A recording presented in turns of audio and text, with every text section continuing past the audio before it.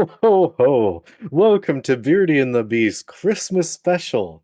As always, we bring you spoilerful cheer in our full spoiler podcast. All of us, including Santa, will be present when those spoilers are unmasked. If you're feeling particularly giving, please feel free to gift us a like and subscribe. We're also available on many different platforms, and a full list can be found at beautyandthebeast.com. My name is Drew, and she's fantasizing about him at dinner. Devon. Yeah, I don't know where you go every time. Hey, at least I was nice this time. It's true. Most of the time, you're just full of hate. That's how I exist. This episode, we'll be discussing 1999's Christmas Kubrick psychological thriller, Eyes Wide Shut. So, Devon, was this a pleasant gift, or was it just a lump of coal in your stockings? All right, so I know I was the one who suggested this movie because I'm like, oh no, this is like the one Kubrick film that I could actually stand. And then I was watching it, I'm like, nope, it's still a Kubrick movie. To be fair, though, the first half was so good. Yeah. It was excellent. I was like, why have I not watched Kubrick films before? Right? Like, I liked everything from the sound. I was particularly enthralled by the lighting. Mm-hmm. Like, he is meticulous. like all the perfect choices. The shots weren't too long. They weren't too short. I was enthralled with what was going on. Yeah. And then the second half, I was like, why? Yeah. What is this? Like, we went from like everything that I could possibly want wrapped up with a little bow Yep. to the orange that I always had in my stocking that I never liked, but I got anyways. No, and it's a slow burn. Like, this is still like the best of the Kubrick films, in my opinion. I feel about Kubrick very much like I do about Tarantino. And one day our Sin City video will get released, so that makes sense to everyone. I don't. That might have been recorded. That may or may not have been recorded so long ago. I have no idea what points you made. I just remember that one there. We were both like, "Yeah, know that one scene that neither of us liked? Guess who directed it?" it's I mean, Tarantino's kind of like he unloaded everything good on the first Kill Bill and what I've seen of Django Unchained. Yeah. And then what? Yeah, Kill Bill Volume 1's about the only thing I like from Tarantino. That's right. I said it. We have a podcast talking about movies, and neither of us like Tarantino. Take that, nerds. At us, increase our engagement.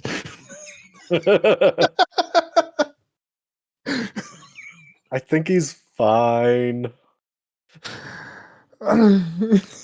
I know what that means. So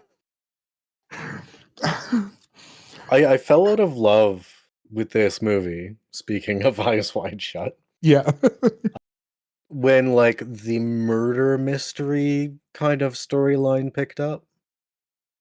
Yeah. It's like, well, what caught me and what drove it home is anytime anything was supposed to be suspenseful, it was the same like 4-note tune on the piano that was like 15% too loud and never changed. Accurate. And came out of nowhere because we like in the first half of the movie we had good choices of music, stuff that was occurring in scene, and the stuff that wasn't actually felt like it belonged there, actually enhanced it. Yeah. But the shrill piano, like to that degree, that's more of a what's that other one? Crazy Writer in the hotel. Oh. You mean The Shining? Yeah. Yeah, yeah. It feels more Shining to me, Well, which I've also never seen. I've seen it. I liked the miniseries that they did better. Um, I mean, it's important to know how we faked the moon landing. The most important thing about Shining. Man, we should have asked Ashley on this.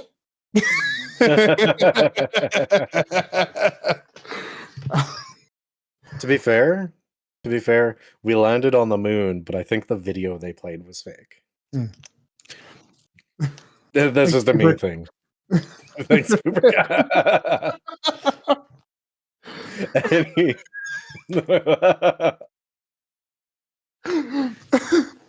Yeah, so what I found is like, yeah, basically everything up until like after the orgy, it's just it just kind of falls apart. Like there's a bit of there's a bit of good intrigue there. You're kind of getting this like you have a very set picture of kind of like what the Hatfords relationships like. You get a bit of the midlife crisis when he finds out that you know uh, Alice was fantasizing about someone else, and then it's just like why are you making these weird choices all of a sudden? What the hell? So you're talking about her as the character. Yeah, Just all of a sudden, like, apparently she's high, so she wants to just destroy her marriage. right? Just because she, like, was jonesing for a dude she wasn't gonna give a chance to anyways. Yeah, And then has a dream about it and totally ruins him. And then when he comes back and tells her, like, this story where he didn't do a thing, yeah, she's crushed. yep, She instigated this. yep. He was She he was a she good broke guy. she her Christmas present to him was breaking down their relationship, removing that trust, and having a adverse effect on their love, and knocking his self-semblance of being a man, Yep, and then gets upset when, like, something happens because of it. yep. That was directly the equal and opposite reaction of what she was talking about. Again, She nothing happened.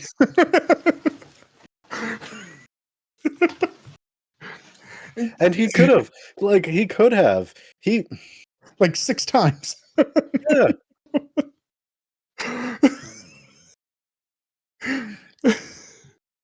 And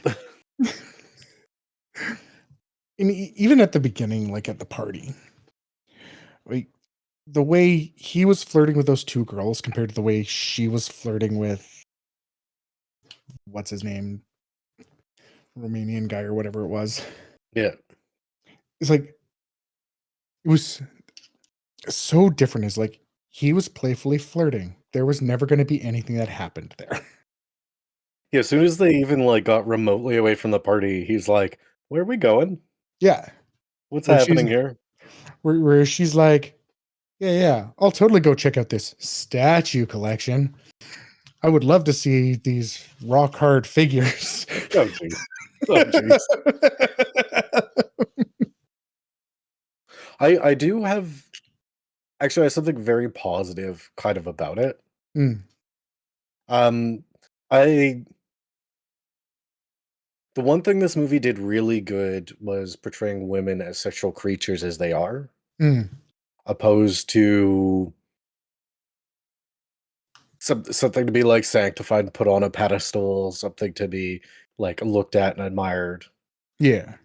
as if they were the Madonna. Mhm, Whenever when there is the dichotomy of the Madonna and the whore, right? Women are sexual creatures who want sex too. They're yeah, not just an attachment to a man's desire. yeah, And in that, it showed the different stages of that. mm, Like the men such as Gillick, Gillich, the costume designer, yes. who was pimping out his 14-year-old daughter. Um, No, no, no. Like, Turn the gun, call the cops. well, like, there's men like that wanna take advantage and will control a woman, right? Mm, But then there's those who make it for themselves, such as the prostitute, the women that are at the the event there, yeah, um, and the wife who's struggling between where she is in that dichotomy. Like, it yeah, was very interesting. yeah. Well, it's interesting. Like, I almost look at like the first part. It was because you always get the male midlife crisis story, Mhm. but like it very much felt like the movie could have been Nicole Alice's midlife story, midlife Mm. crisis story, and then it just pivots so hard after she breaks down, and yeah. um, I think one of the things that this movie did kind of help me appreciate Kubrick in general a little bit more. I still can't stand most of the movies, but because what I realized while I was watching this here is like most films kind of take a look at a psychological aspect, right? We're very much trying to get into a head of a character. Mhm. Uh, this film feels to me more sociological. It's not about Bill and Alice. It's about sociological roles and the societal roles, Mhm. which kind of takes away some of the emotion, but at least makes it, in my mind, fit better.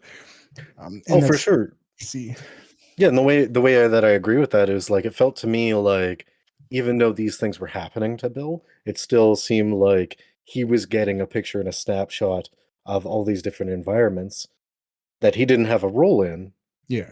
but he was experiencing for the first time. Like, how something can be. Yeah. I'm gonna bring up this interesting part right away. So I know we've had this discussion on lots of other films. Hmm. So was this real?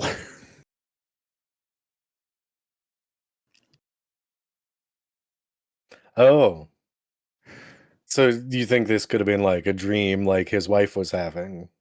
I I I suspect this. I suspect that he's like, well, fine. Oh, I'm gonna go and have my own adventure with hookers and blow. I'm gonna have my own fantasy. Uh, I think so. If anything, for one of the final lines where it went, some are dreams and some that actually happened. Mhm. Mm. But at the same time, it's like we get Alice basically having a dream, you know, describing something similar to the orgy scene, and having that voyeurism aspect, and It's interesting, there's definitely layers there. mhm, I'm firmly in the "it was actually happening" yeah, camp, but I see all the lines of argument as to why it would be a fantasy or a dream. yeah, Um, and the parallel is very interesting too, because as he's having a form of psychological break, he's mm, being introduced to, like, all these concepts that he's never heard of before, and each each woman that he interacts with during the film is the way that he views his wife, uh yeah, the way that he views his wife, as he's going through various stages of what's occurring with him. yeah, yeah. Mm, it's interesting. To the end where it's acceptance. So, I don't think I don't think it's a dream. If it didn't happen, it's not a dream, it's just it's a waking fantasy. Yeah, yeah, that works too. 'Cause it's like there's so much of it that just feels so convenient, and I'm glad the film even calls it out. Mm, It's like, "Oh, yeah, yeah, no, it was all totally staged. Don't worry, everything's fine." Right? Is what I got where it's like I could see, just having that bit of a break, and we have Marion throw himself at him, and then that's when things really start to slide for him. Uh, When and he it's all just realized that when he realizes that he too is quite attractive and people do desire him. yeah, I mean, there were so many different circumstances with the way that people were looking at him mhm, that you could tell that they were attracted to him. yeah, Be it like the obvious, like the attendant at the hotel, mhm, even his nurse in the clinic, like was looking at him in a way that seemed different than like a uh, just a helper or a employee would. yeah. So I just like I kept finding weird circumstances like that after um the grieving daughter had kissed him, that Yeah. all of a sudden people started acting as if they were attracted to him. Yeah. In this is again a very Kubrick thing. He is very particular. They probably did Mm. 100 takes to get that person looking exactly the way they did. So Mhm. you know it's all intentional. Well, and that bugs me because of how much I like the first half, and then, like, that also means that the second half of the movie was very intentional, Yep. and there's just so much that, like right down to the end, it's like, let's do it right at the end. Yeah. What does that accomplish with anything? They've just expressed that they're more attracted to these other people. So I think I think Alice has definitely proven that she's attracted to other people. Yeah. That's not what I get from Bill. Mm. From Bill, I get it's like, well, I'm gonna have my fun too, my fantasies too, with hookers and blow. Because he doesn't there's an awkwardness about everything he's doing. Mm. I was like, well, fine, I can as well. And as you said, it's like there's that moment when Marion throws himself at him, and then it's like very clear that everyone, for some reason, is just like super attracted to him just in a different way. There's another thing. I know now what it is, All right. but I'll explain what my big letdown was, Okay. and then you'll be like, "Oh, you dumb." I expected the end of the movie to go a different way. Mm, I expected both of them to end up going to this thing in their own parts and like joining this cult thing. yeah.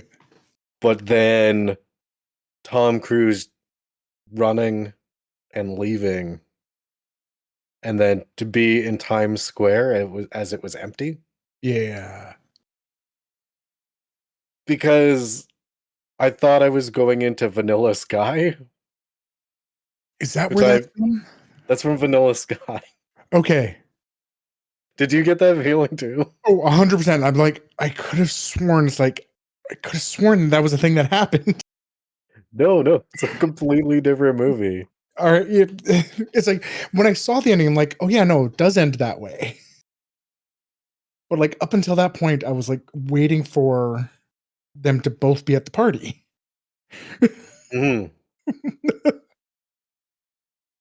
Because I mean it also fits very much with kind of the feeling you get from how again Alice and Bill were at the beginning, mhm. right?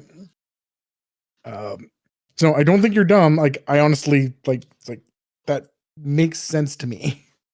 That's in the New York Tom Cruise zeitgeist, right? Yeah, yeah. Which, by the way, for Christmas time, that, just outside the city was looking pretty darn green. I I've seen so much of the I don't know. I've seen so many movies in New York that like barely have snow. Like maybe they just don't get much, but that seems weird to me. Uh, Oh, oh, I don't live on the West Coast. I don't live on the East Coast. I lived on the West Coast. There was no snow there either. Not this year. Yeah, Unlike so Berta. I so I was kinda let down by this because I thought it was a completely different movie.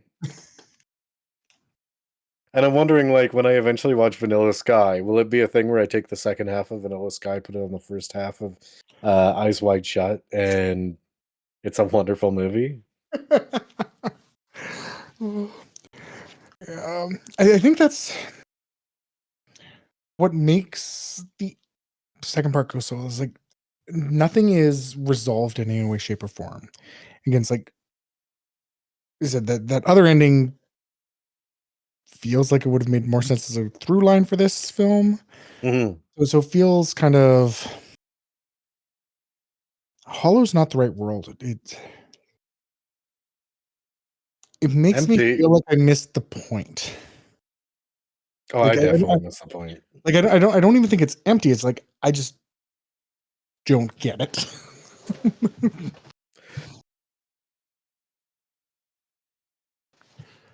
I wonder,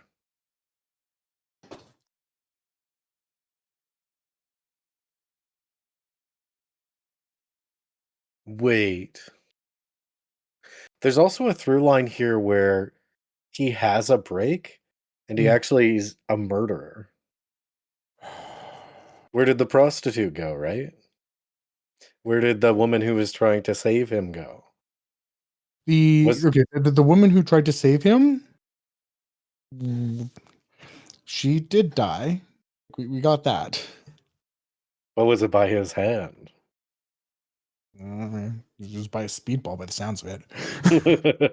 No, it's just one of those things, like, there's an interesting world where, like, he's actually a murderer, and the No, reason why no. he was actually breaking down is because the mask on the pillow was him, and he was gonna kill his wife next. Mm.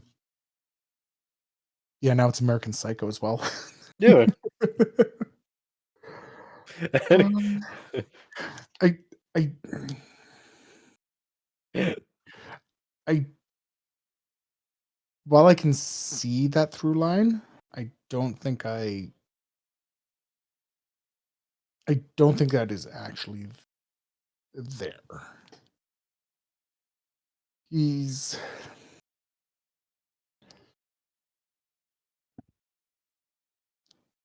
like unless he's like one of these other characters somehow, but it doesn't quite make sense. Like he as a Mm, character himself doesn't have that um malevolence. And we're not really seeing again, think American Psycho or clearly something off. yeah. I mean, his off was I want to explore the world. Finding interesting is how convenient everything was, though. That's what Well, the thing is, throws me off. like, everything was convenient, everything was, "and then," Yeah, which you should have instead, it's better to say "also" or "but" yeah, once you get to the end of something. There was very much and thens, nothing was resolved, his life is still in danger. Like, he's still got a secret society that's looking at his every move. He doesn't have his angel anymore and that rich man, yeah. right? Like, prob probably got his, buddy from medicine school killed. Oh yeah, yeah. No, he's just on the plane back to Seattle. The girl died. I mean, he lucked out about the HIV prostitute girl. So okay, this is something that and I don't know what movie this is from, but I vaguely remember something like the prostitute wasn't actually a prostitute and was like literally just propositioning. Like, and you kind of get hints of that by the fact it's like, yeah, let's talk about money, but there's like she clearly has no idea what the heck she's talking about with it. Uh, and the again that weird staged aspect, which again makes me think waking fantasy or something. like with the roommate being all too eager until she's not as well. Yeah, Like it just felt like oh no, you're this guy. You know, you sounded pretty great. Oh yeah, totally. HIV, I swear. Is the feeling that I got from it. for me, like the I mean, whether or not she was actually a prostitute, whatever. Yeah. Um, but I mean, there is a world where, like, we saw this in House, um, when Cameron got HIV positive blood in her like mouth and eyes Mm, because if you remember that episode, yeah. and then she like smoked crack and then had sex with the the himbo. Yeah. Um, so there's like that weird like follow through for me Mm, that it might be just like one last hurrah before my life is destroyed. yeah. Yeah. Um, yeah, no, it's just more like again the roommate seeming to be, I don't know, letting him get pretty far, knowing that hey, there's a chance you've got you've got AIDS now. Even though again, nothing happened. Um, I mean, I mean, weird conversation for us to be on, but um, like if he had actually been with her the night before, yeah. he wouldn't have contract like even if he was exposed, it's not like he's going to be transmitting it the very next morning Yeah. or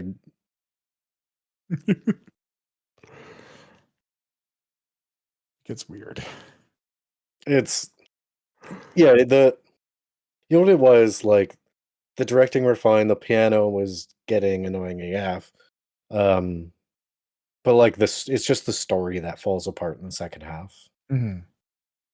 And I think I kind of feel like because there's no way to put structure to it to actually make it make sense, the whole like dreamscape feels like an easy out to make it make sense. Yeah. It's like, oh, dreams are chaotic anyways. Well, I mean, it's not plenty of Kubrick's films have that pseudo dream feeling anyway. Mm, Like, like, ow, it's been so long, and like I said, I'm not a big fan of most Kubrick stuff. So, but I mean, I vaguely remember Through Line that could have felt like a dream in 2001. Uh, I mean, there's a whole thing of how much of The Shining is in his head or not. mm, Like, it's so I don't feel it as necessary. Like, I understand what you're saying about it being an easy out, yeah. but it's also something that isn't out of the realm um,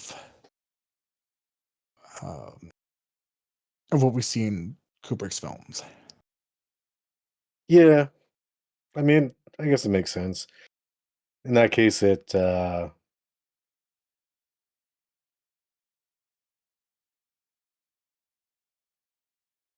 is a bad Kubrick trope. Oh, yeah. Well, it's just like, I don't know. Again, it's but what are you trying to say with it? Is my real Mhm. question. Like, I don't mind the fever dream, but where is it going? What's coming from it? And like, especially where we don't get, honestly, where we think a lot of the second half of the film also lacks is again no Kidman. Mm, Like, there's a dynamic between the both of them that I think really strengthened the first half of the movie. And again, probably one of those reasons I'm like, hey, this is a Kubrick film I like.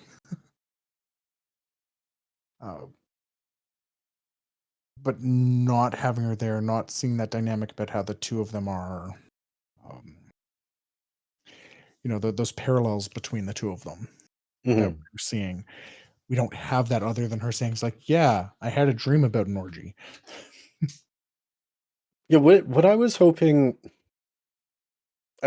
for a ending mirrored in the secret society. Um, I was hoping for, like, a dystopianly happy ending Mhm. that was in this crazy atmosphere where they're being anything loyal to each other in the secret society orgy as the ending, Yeah. in a complete, like, mirroring the opposite of what occurred at the beginning. Mm. So in a situation where they're with other partners and they've never been so um devoted to each other, Yeah. as opposed to the beginning where you could make an argument that they were like flirting with other people and towing that line because neither of them were quite loyal. Yeah. Um, I mean,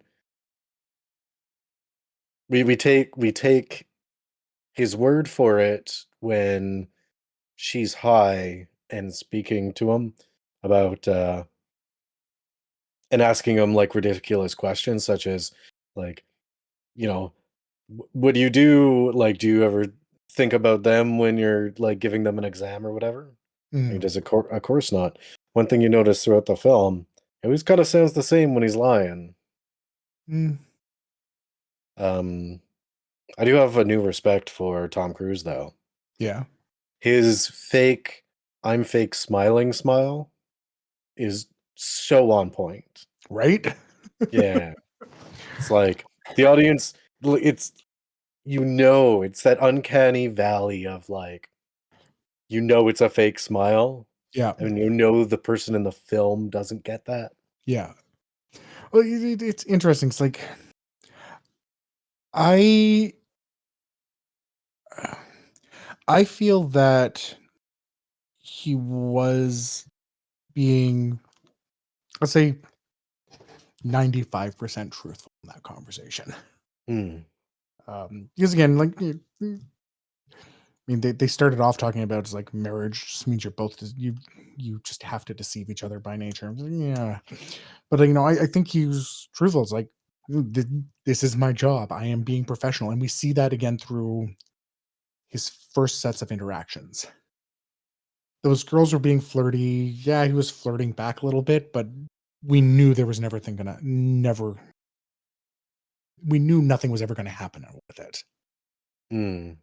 All right. Again, contrast to Alice, where, oh yeah, no, she wanted it to happen.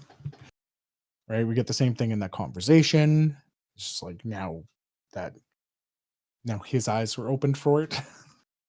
I think a more accurate reversal with the secret society would be he is actually going off and she's going off and she's the one actually being jealous by it. Hmm. I think that feels a little bit closer to a mirror to me. I feel like we as the like male viewers are predisposed to side with him. I feel it was portrayed in that way.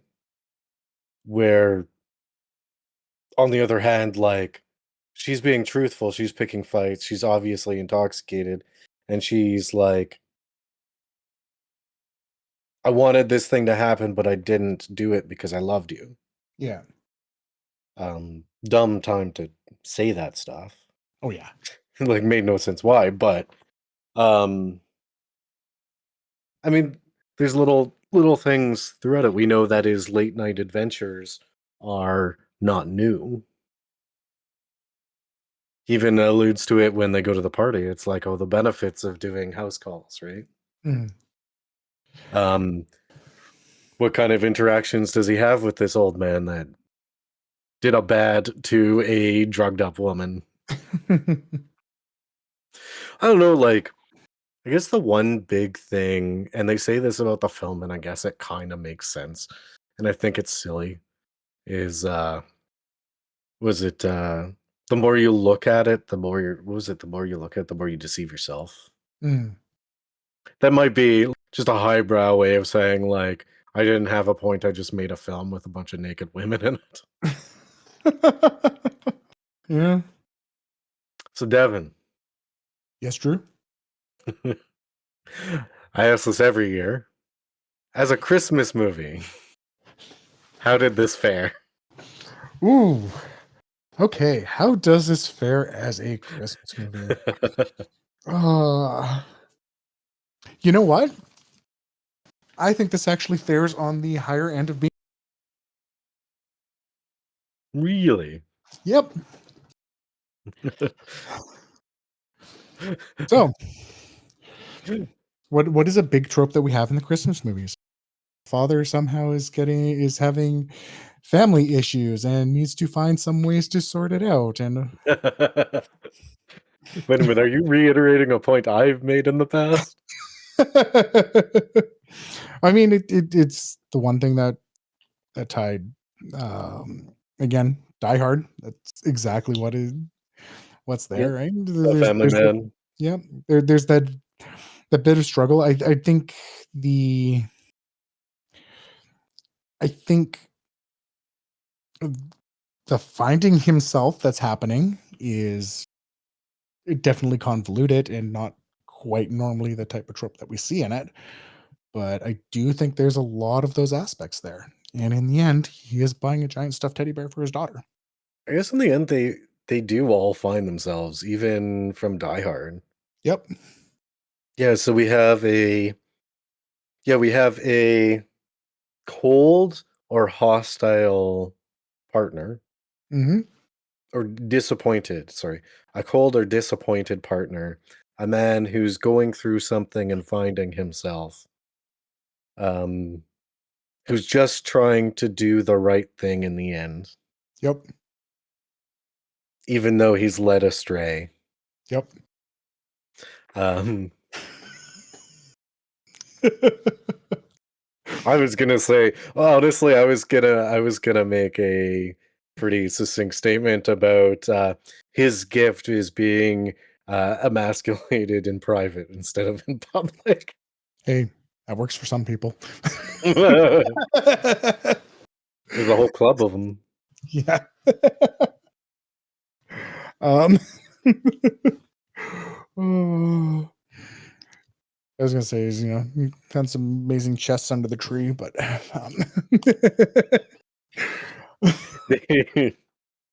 So we didn't have a snowfall moment. no, we didn't have the snowfall moment. Well, no, we did with the dead hooker. Nice.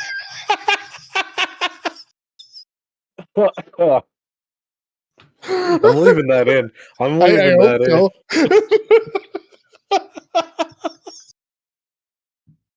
I'm the good one. I've never said a I've never said a non-respectful thing a day in my life. Oh, oh.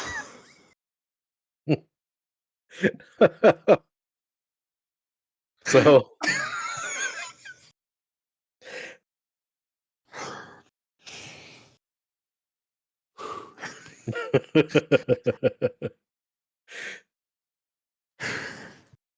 I guess, yeah. I mean, that's pretty short and to the point. It it follows the Christmas time tropes pretty good. Mhm. Uh, the only thing that is not followed is, like, the pursuit of a gift Yeah, for the child. yeah. That was really the only part that was missed. That's why I had to say it's like, oh, at least he was buying the giant, likely going to be buying the giant bear for his daughter at the Yeah. No, she wanted the Barbie. Mm. She wanted both. How do we go from a conversation where we're talking about horrors, now we're talking about something wholesome, like buying kids teddy bears? I Two don't things should know. not be mixed.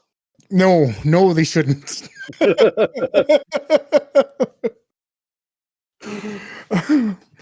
Oh, because the movie was a fever dream, so the podcast is now going to be a fever dream. That's how it works. I mean, this is probably why I'm being pretty stable right now. I didn't think it was much of a fever dream. It- I just thought it was a bad story. mm. Well, again, that's where it became easier to appreciate when you look at it from a sociological standpoint, where you're not Mm. getting a story in the same way. Well, that's what was most enjoyable about it, was each new circumstance that he was being put in. The reason or the macro to it all, Yeah, notwithstanding that, I mean, we can disagree upon that. But when we get to the micro instance, the sociological implications of each thing he was exposed to is just super interesting. yeah, Um, and his character, for the most part, actually remains the same throughout it. hmm, Um, but he learned more about himself, and he learned about how his and his wife's relationship actually functions. yeah, She's not just a wife that stays home, smokes cigarettes, and makes dinner for him. mm, A trophy wife, actually. yeah. She's someone who has fantasies, wants to do things of her own, and like has options. Mhm. Well, I will say this is an interesting thing with the like we talked about the disheveled family. Like for the most part, like the relationship actually felt real. I mean, I don't know, maybe it's because they did have a real relationship forever. Um, it's like I've seen relationships where it's like, yeah, no, we're just having a fight out of nowhere for whatever reason, and oh yeah, no, we'll each kind of flirt, but nothing ever happens with it. And it's like it felt relatively real and relatively grounded as a relationship. Mm, it was funny. Mm. It was funny. I've My never joke about the snowfall? No, I've never fought with a partner. There's never been like, picking at the other person to antagonize them. There's never been like an actual heated argument. Hmm. It's my personality, right? And the lack of interest of your partners. Oh,